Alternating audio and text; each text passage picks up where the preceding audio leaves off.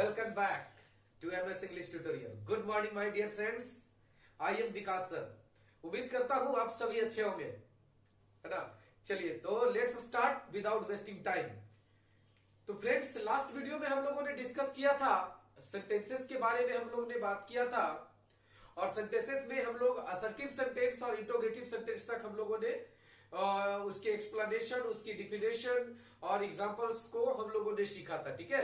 चलिए तो आज अगले वीडियो में आज मैं लेकर हाजिर हूं आपके सामने वही सेंटेंस की सीरीज को लेकर के.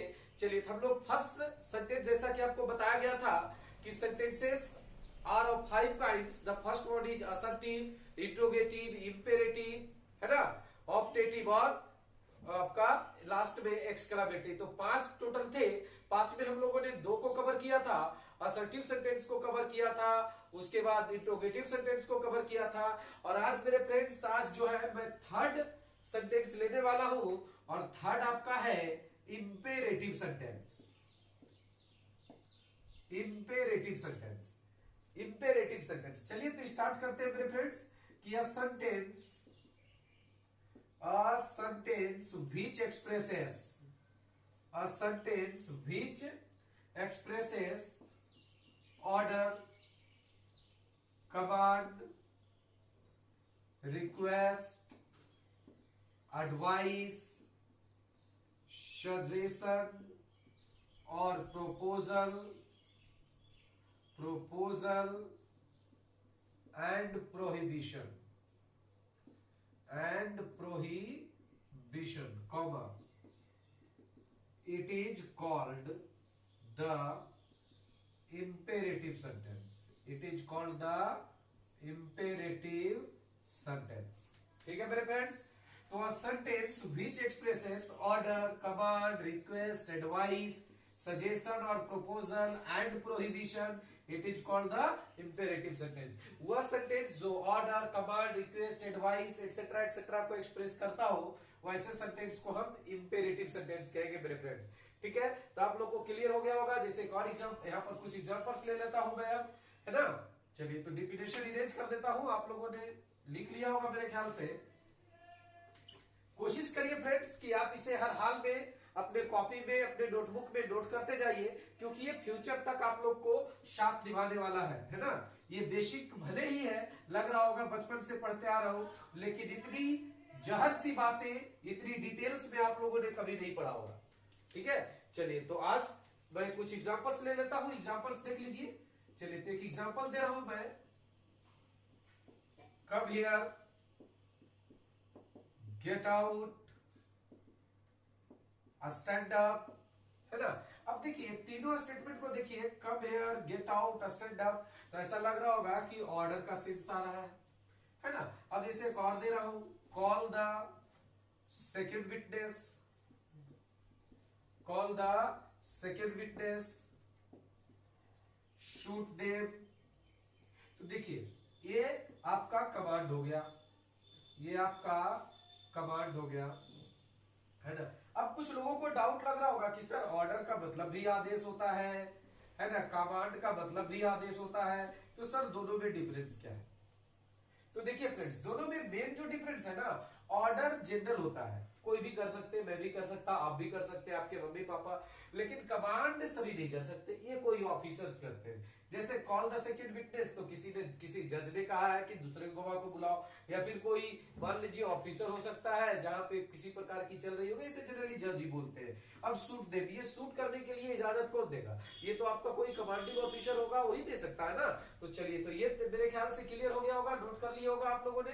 तो मैं इरेज कर देता हूं. ठीक है भाई. तो हो गया ऑर्डर, कमांड, है ना.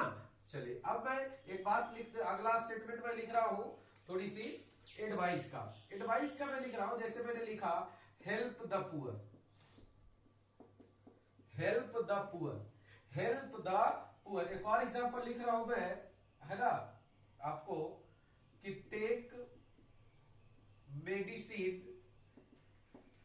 मेडिसिन ऑन टाइम, है ना, कि गरीबों की मदद करे, समय से दवा ले, है ना. आप मैं कह देता हूं कि रीड एट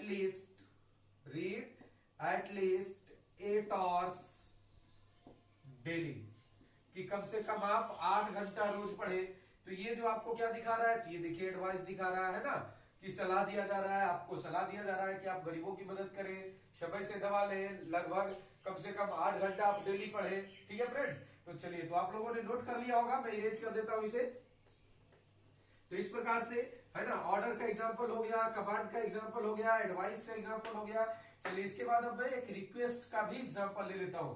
ठीक है, जैसे मान लीजिए मैं एग्जांपल लिख रहा हूं, प्लीज हेल्प मी, कृपया मेरी मदद करें, है ना। मैं लिख देता हूं इस तरीके से, kindly give me your pen, कृपया अपना कलम मुझे दीजिए, है ना। जैसे मान लीजिए मैं बैंक में हूँ, लिखने के लिए मेरे पास पेन नहीं है, मैंने आपसे मांगा, तो रिक्वेस्ट करके ही मांगूंगा ना। ठीक है, तो अच्छे से समझ में आ रहा होगा। जैसे एक और एग्जांपल ले लेते हैं इस तरीके से, है ना, कि open the door please, open the door please, है ना, दरवाजा खोल दीजिए प्लीज। सपोज मुझसे नहीं खोल रहा होगा, इसलिए मैंने आपको कहा। ठीक है, तो ये अच्छे से क्लियर हो गया होगा। ये तीनों स्टेटमेंट आपका रिक्वेस्ट का स्टेटमेंट दिखा रहा है मेरे फ्रेंड्स, रिक्वेस्ट को एक्सप्रेस कर रहा है। ठीक है, चलिए, तो मैं इसको भी इरेज कर देता हूं, अगले एग्जांपल की ओर बढ़ते हैं। ठीक है, चलिए आ जाइए वापस टॉपिक पे अपने। तो चलिए, तो अब मैं अगला एग्जांपल ले रहा हूं सजेशन और प्रपोजल का। जैसे एक एग्जांपल लिखता हूं कि let us dance together, let us dance together, चलो साथ में डांस करते हैं। तो देखिए, ये जो स्टेटमेंट लिखते हैं, जैसे एक और एग्जांपल करते हैं, है ना, इस तरीके से, लेट्स गो होम, घर चलते हैं, या फिर चलो घर चले। ठीक है, तो ये दोनों स्टेटमेंट देखा जाए तो ये लोग या तो आपको सजेस्ट कर रहा है कि भाई अब चलो साथ में डांस कर लेते हैं, है ना, या फिर आपके सामने प्रोपोज कर रहा है, प्रोपोजल प्रस्ताव रख रहा है, चलो भाई अब घर चल सकते हैं। तो ये बातें जो आप कहिएगा, हो सकता है आप अपने फ्रेंड्स के साथ हो, उसे भी घर जाने के लिए हो, वो नहीं जाएगा, लेकिन आपने बोला, है ना, तो आप प्रपोजल सजेस्ट कर सकते हो, कोई परेशानी की बात नहीं है। ठीक है, चलिए एक और एग्जांपल ले लेता हूं। अगला जो एग्जांपल है आपका प्रोहिबिशन का, जैसे मैं लिख देता हूं, don't go out in the sun, कि भाई आप धूप में बाहर ना जाओ। ठीक है, मैं लिख देता हूं, don't touch me, don't touch me, मुझे मत छुओ। देखते हैं मूवी वगैरह अगर आप लोग देखते हैं, तो उसमें हीरोइन जो है अगर गुस्सा हो गई हीरो से, है ना, अब वो हीरो टच करने के लिए होता है, तो हीरोइन क्या करती है, डोंट टच मी। तो इस तरीके से, तो मतलब वो क्या कर रहा है, प्रोहिबिट कर रही है ना, मना कर रही है। ठीक है, तो प्रोहिबिशन हो गया। तो मेरे ख्याल से इंपेरेटिव सेंटेंस, देखिए पार्ट बाय पार्ट मैंने क्लियर किया है, तो आपको एग्जांपल्स भी अच्छे से क्लियर हो गए होंगे आई थिंक। ठीक है, चलिए, तो मैं इसे इरेज कर देता हूं मेरे फ्रेंड्स। तो अब मैं कुछ इंपॉर्टेंट बातें बता देता हूं इंपेरेटिव सेंटेंस को, आप बिल्कुल भी आप एकदम ध्यान से सीख सकेंगे, याद रख सकेंगे, कोई परेशानी नहीं होगी, है ना। तो चलिए कुछ बातें मैं लिखा देता हूं, आप लोग नोट में करके लिख लेंगे, अपनी कॉपी में, नोटबुक में नोट कर लेंगे कि an imperative sentence, an imperative sentence, an imperative sentence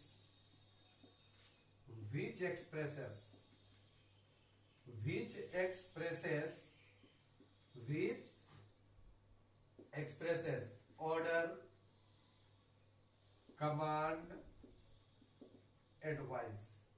क्यों ऐसा इंपेरेटिव सेंटेंस जो आपको ऑर्डर दिखाता हो, कमांड दिखाता हो, एडवाइस दिखाता हो, always starts with V1। V1 means verb की फर्स्ट फॉर्म, है ना, first form of the verb. मतलब वैसा इंपेरेटिव सेंटेंस जो ऑर्डर दिखाएगा, कमांड दिखाएगा या फिर एडवाइस दिखाएगा, उस स्टेटमेंट का शुरुआत, वैसे इंपेरेटिव सेंटेंस का जो शुरुआत होगा ना, वो हमेशा V1 से ही होगा मेरे फ्रेंड्स। ठीक है, चलिए, तो ये कॉन्सेप्ट क्लियर हो गया। चलिए नोट नंबर 2 लिख देता हूं, नोट नंबर आपका 2 है ना, कि प्लीज, सॉरी, रिक्वेस्ट लिख लीजिए यहां पे, कि रिक्वेस्ट एक्सप्रेसिंग इंपेरेटिव सेंटेंस। हालांकि आप इसके पहले जोड़ सकते हो कि request expressing imperative sentence always, है ना, ऑलवेज, हाँ ऑलवेज लिख लीजिए, ऑलवेज स्टार्ट्स और एंड्स विद प्लीज और kindly.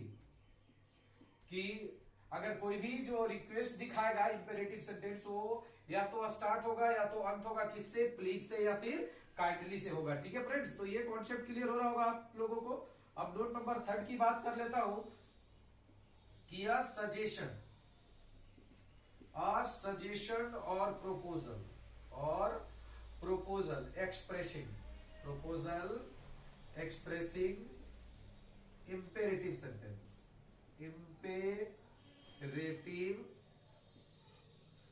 sentence always starts with let. ये जो है जनरली लेट से शुरू होते हैं जो सजेशन या फिर प्रपोजल एक्सप्रेस करते हैं, ठीक है। चलिए, तो ये आपको अच्छे से क्लियर हो गया होगा मेरे फ्रेंड्स, है ना, किसी को डाउट नहीं होगा। चलिए, तो इसको इरेज कर देता हूं मैं।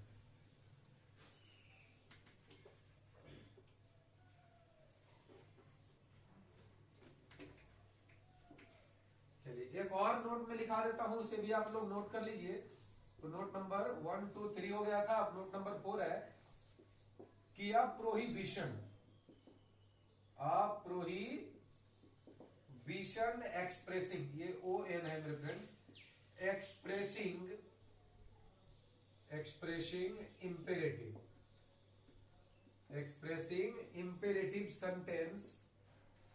imperative sentence usually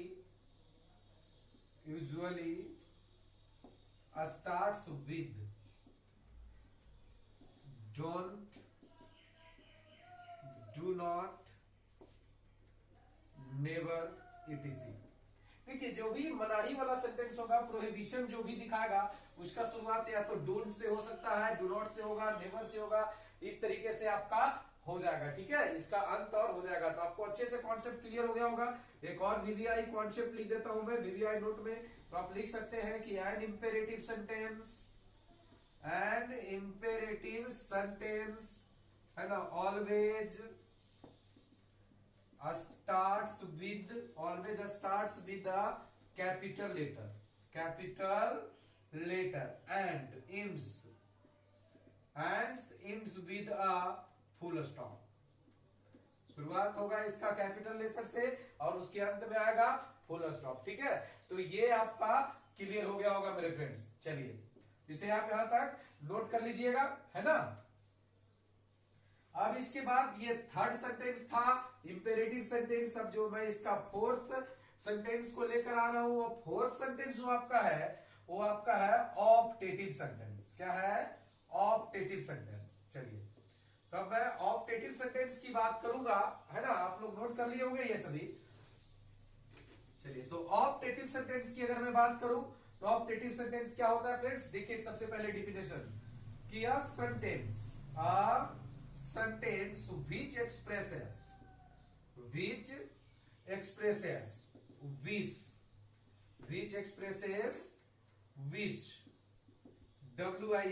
wish, bless, pray or curse, comma, it is called the optative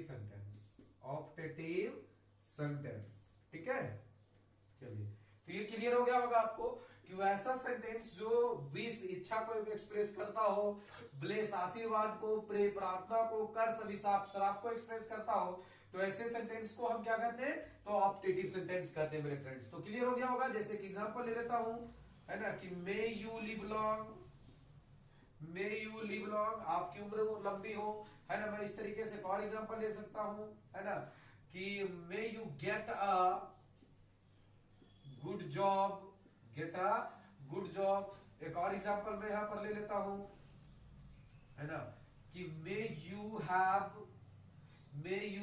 have a lot of money, तुम्हारे पास बहुत पैसे हो, ठीक है।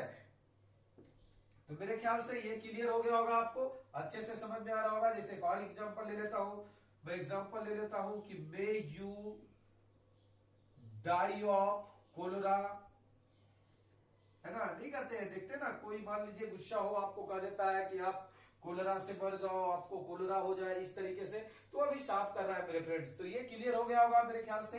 ऑप्टेटिव सेंटेंस उतना बड़ा होता नहीं है ना। चलिए, तो ये क्लियर हो गया होगा। इसमें एक इंपॉर्टेंट बात बता देता हूं मैं आप सभी को, ताकि परेशानी नहीं हो किसी को समझने में। देखिए, इसे आप नोट में करके लिख सकते हो, आप सभी नोट में करके लिख सकते हो क्या कि an optative sentence, an optative sentence usually starts with may. उसका शुरुआत जो है हमेशा किससे होता है, सामान्यता जो है मे से होता है, and it's with a shine of exclamation, shine of exclamation. मतलब शुरुआत आपका होगा मे से और अंत में शाइन ऑफ एक्सक्लामेशन रहता है मेरे फ्रेंड्स हर ऑप्टेटिव सेंटेंस में। ठीक है, चलिए तो ये क्लियर हो गया होगा, मैं इसको इरेज कर देता हूं। हाँ, कभी कभी ऐसा होता है कि मे नहीं रहता, कभी कभी क्या रहेगा, मे नहीं रहेगा, मे जो है अंडरस्टूड रह जाता है। जैसे देखते हैं कभी कभी आपने किसी को प्रणाम किया है ना, तो वो आपको डायरेक्ट कह देते हैं गॉड ब्लेस यू, तो वहां पे क्या है, मे छुपा हुआ है। तो ऐसा हो सकता है फ्रेंड्स, लेकिन है ना उसका अंत जो है शाइन ऑफ एक्सक्लामेशन से ही होगा, इस बात का आप लोग ख्याल रखेंगे। ठीक है, चलिए तो ये क्लियर हो गया होगा मेरे फ्रेंड्स। तो इस तरीके से हम लोग ऑप्टेटिव सेंटेंस तक क्लियर कर लिया, कवर कर लिया। अब मैं लास्ट सेंटेंस लेकर आ रहा हूं, है ना। और लास्ट जो आपका सेंटेंस है आप सभी को याद ही होगा, number 5 exclamatory sentence, exclamatory sentence. चलिए अब देखिए एक्सक्लामेटरी सेंटेंस का निर्माण हुआ है एक्सक्लामेट से। अब देखिए एक्सक्लामेट का मतलब ही होता है सडन, कोई भी चीज अचानक होने वाली। चलिए तो देख लेते हैं डिफिनेशन में कि अ सेंटेंस व्हिच एक्सप्रेसेस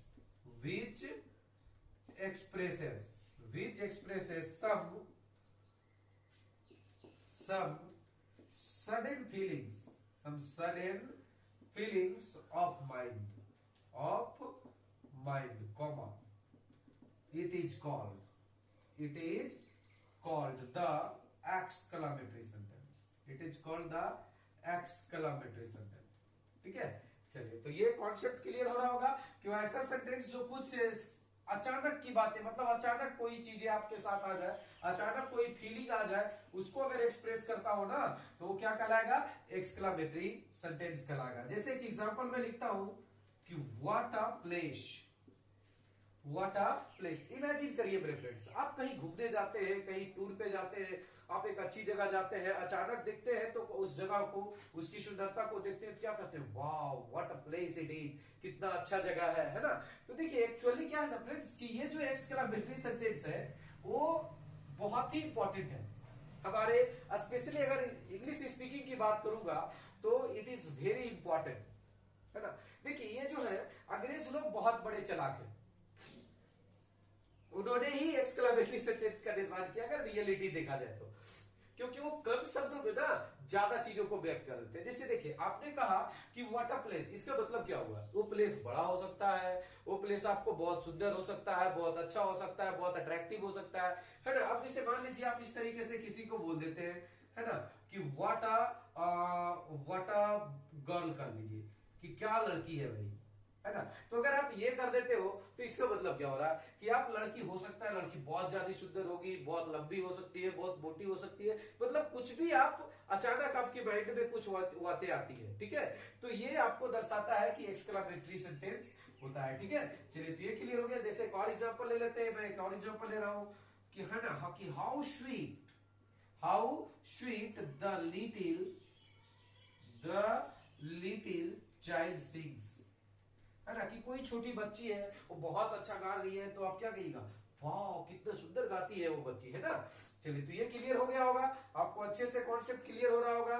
ठीक है, चलो इरेज कर देता हूं। यहाँ पर अगर आप चाहे तो चाइल्ड के बदले लिटिल गर्ल कर दीजिए तो और ज्यादा अच्छा लगेगा। ठीक है, चलिए तो इरेज कर देता हूं मैं इसे, आपको 100% ये क्लियर हो गया होगा मेरे फ्रेंड्स। चलिए इरेज कर देता हूं।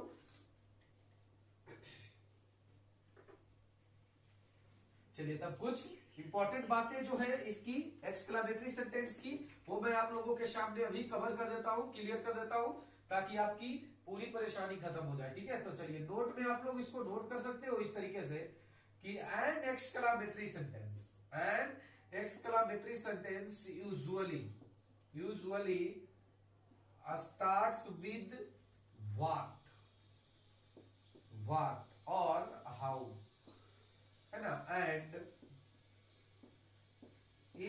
with a sign of exclamation. Sign of exclamation. ध्यान दीजिएगा क्यों ऐसा है ना कि एक्सक्लामेटरी सेंटेंस जो होते हैं, देखिए मैंने यहाँ पर सेंटेंस नहीं लिखा, आप लोग नोट कर लेंगे कि an exclamatory sentence usually starts with है ना what और how, मतलब जो एक्सक्लामेटरी सेंटेंस होंगे वो व्हाट या हाउ से शुरू होंगे और उनका अर्थ जो है साइन ऑफ एक्सक्लामेशन से होता है मेरे फ्रेंड्स। ठीक है, एक इंपॉर्टेंट बात और है इसमें, वो भी आपको मैं शेयर कर देता हूं, उसे आप नोट कर लीजिए कि समटाइम्स का मतलब कभी कभी होता है ना, कि sometimes and interjection, sometimes and interjection as आपका देखिए ओ, अलाश, फाई है ना, वाव, ब्रावो एटसेट्रा एटसेट्रा। ये जो इंटरजेक्शन है कि अगर ऐसे इंटरजेक्शन जो है ना is used in a sentence, तो इट इज, तो आप यहां पर इस तरीके से लिख सकते हो the sentence is called the, आप इस तरीके से the sentence is called the exclamatory sentence, exclamatory sentence. इस बात का भी ख्याल रखिएगा फ्रेंड्स, है ना, कि कभी कभी क्या होता है इंटरजेक्शन जैसे ओ, आह, अल्लाश, फाई, वाव, ब्रावो एटसेट्रा एटसेट्रा कोई सेंटेंस में यूज रह जाता है, तो उस सेंटेंस को हम क्या कहेंगे, तो एक्सक्लामेटरी सेंटेंस कहेंगे उसे मेरे फ्रेंड्स। ठीक है, तो आपको ये क्लियर हो गया होगा मेरे ख्याल से। जैसे चलिए एक एग्जांपल्स भी मैं इसका ले लेता हूं, जैसे एक एग्जांपल ले लेता हूं कि वो हर ग्रैंडमदर डाइड। देखिए क्यों इसको हम कहते हैं एक्सक्लामेटरी, आखिर क्यों कहते हैं? अचानक आपको सूचना मिलती है कि उसकी दादी का डेथ हो गया था, आप क्या कहते हैं, ओह गॉड उसकी दादी का डेथ हो गया। तो ये भी क्या है, सब सडन फीलिंग्स आती है हमारी माइंड में। ठीक है, तो इस तरीके से मैंने आज है ना इस वीडियो में आपका एक इंपेरेटिव सेंटेंस कंप्लीट हो गया, ऑप्टेटिव सेंटेंस कंप्लीट हो गया, एक्सक्लामेटरी सेंटेंस कंप्लीट हो गया। ठीक है, तो सेंटेंस की पूरी सीरीज इस वीडियो में अंत हो गई। और वीडियो बनाया था उसमें हम लोगों ने है ना डिस्कस किया था असर्टिव सेंटेंस और इंटरोगेटिव सेंटेंस का। ठीक है फ्रेंड्स, तो इसी तरीके से मैं आपके बीच हमेशा बने रहूंगा, आप अपना प्यार इसी तरीके से बरसाते रहिए, है ना। जिस तरीके से आप लोग वीडियो को वॉच करते हैं, है ना, उसी तरीके से इसको रेगुलरली वॉच करते रहिए, व्यूज को बढ़ाइए, है ना। कोशिश करिए इस वीडियो को जितना ज्यादा से ज्यादा अपने दोस्तों के पास शेयर कर सके, ताकि उन्हें भी इस वीडियो का एडवांटेज मिल सके। ठीक है, तो थैंक यू फ्रेंड्स। हाँ, एक बात का ख्याल और रखिएगा, हर हाल में जो भी अभी तक इस वीडियो को सब्सक्राइब नहीं किए होंगे, सब्सक्राइब करिए और बेल आइकन को प्रेस करिए, ताकि जब भी वीडियो अपलोड हो सबसे पहले उसका नोटिफिकेशन आपके पास पहुंच जाए। तो thank you, all the very best, good luck.